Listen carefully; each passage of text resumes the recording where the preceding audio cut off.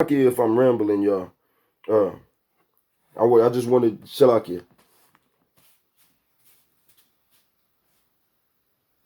But I'll get a few more verses, and then I'm gonna call it a wrap. I just wanted to get those few scriptures and that example,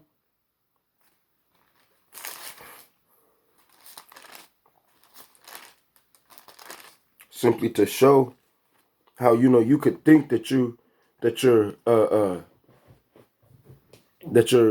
it's just an innocent situation, but then the Lord could have judgment within that individual that could in turn roll over onto you, because the Lord told us, uh, hold on to my testimonies, hold on to my judgments and my precepts. So we're supposed to use wisdom in order to discern.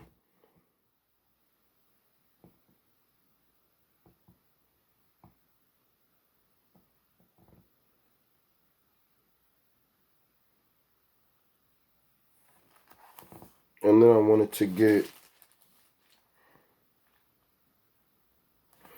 Isaiah chapter 31 and verse 2. Yet he also, I'll start at verse 1. Isaiah chapter 31 and verse 1. Woe to those who go down to Egypt for help. What did she say? It's everybody's right, when that's not our blessing. So why should we be arming ourselves up, you know? Woe to those who go down to Egypt for help and rely on horses, who trust in chariots because they are many. So people getting stocked up on their different vehicles, probably bulletproofing their vehicles, trying to get all types of doomsday prep going, trying to get their weapons, their artillery, their ammo going. And in horsemen because they are very strong, but who do not look to the Holy One of Israel nor seek the Lord. He said, woe to those people who look to those chariots and their horses and their swords, who go down to Egypt for help, because they do not look to the Holy One of Israel for help. Yet he also is wise and will bring disaster and will not call back his words, but will arise against the house of evildoers and against the help of those who work iniquity. Now the Egyptians are men and not the Most High power, and their horses are flesh and not spirit. When the Lord stretches out his hand, both he and who helps will fall, and he who is helped will fall down. They all will perish together. So that woman said for other people to go and get their gats. You finna have a lot of people picking up arms and getting mowed down in the streets by the Lord's judgment, whether it be carnal judgment or whether it be an elect coming and just burning up, a whole street, because it's going to be some real, our Lord has been waiting 2,000 years. That's a lot of pent up aggression. It ain't going to be no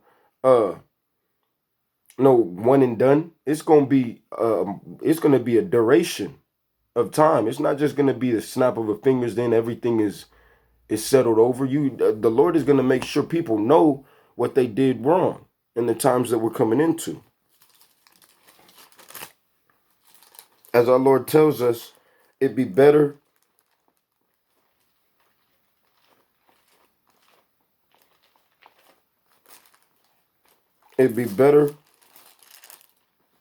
Shalakia,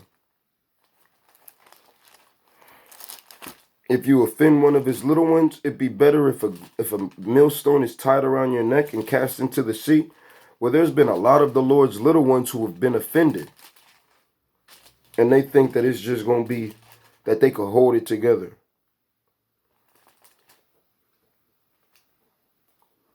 Matthew chapter 18 and verse 6. But whoever causes one of these little ones who believes in me to sin, it would be better for him if a millstone were hung around his neck and he were drowned in the depths of the sea. Woe to the world because of the offenses, for offenses must come. But woe to that man by whom the offenses come. So our Lord tells us, woe to the world because the offenses must come, but woe to that tempter. Woe to that person who tries to set a snare for a man of the Lord.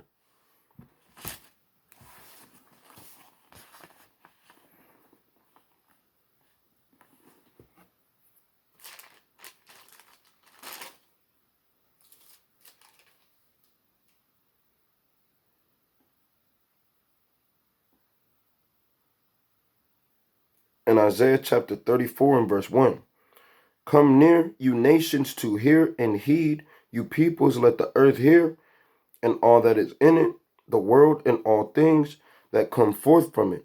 For the indignation of the Lord is against all nations, and his fury against all their armies.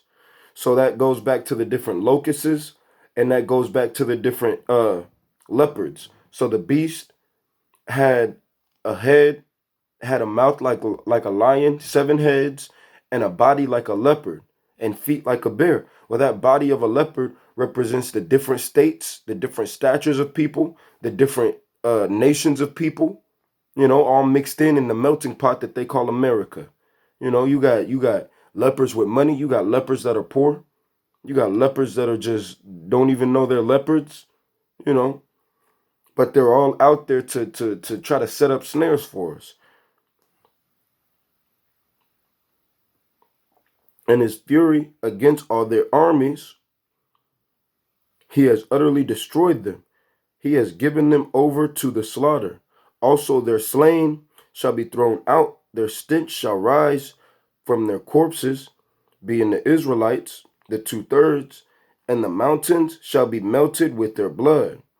So once our Lord's once that judgment has been decreed and it starts pouring out over the land, all the host of heaven shall be dissolved, and the heavens shall be rolled up like a scroll from those thermonuclear missiles.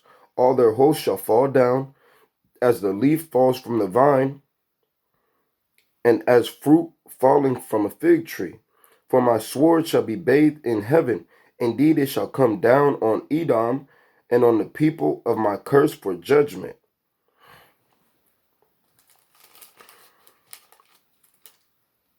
So we're getting ready to see a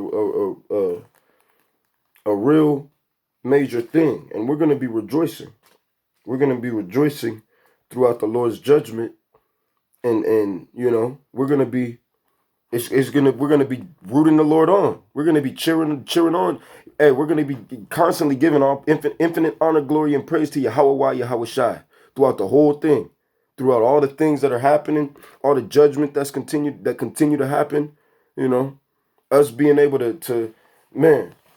And I think the next lesson I'm gonna look up is gonna be on that specifically, but I also want to do a breakdown of a couple chapters, but hey, we always say Abaratizah, Yahweh willing. But on that, I hope this lesson was edifying to y'all. I'm gonna end by giving infinite honor, glory, and praise to Yahweh, Bahasham, Yahweh Shai, Bahasham Rakakwadash. Double honors to the elders and apostles, a great millstone who teach and rule well. Shalom to the Akim and Agwafium, learning along, doing your due diligence, and making your calling of election sure. And until next time, DTA, Abad Baba. Shalom.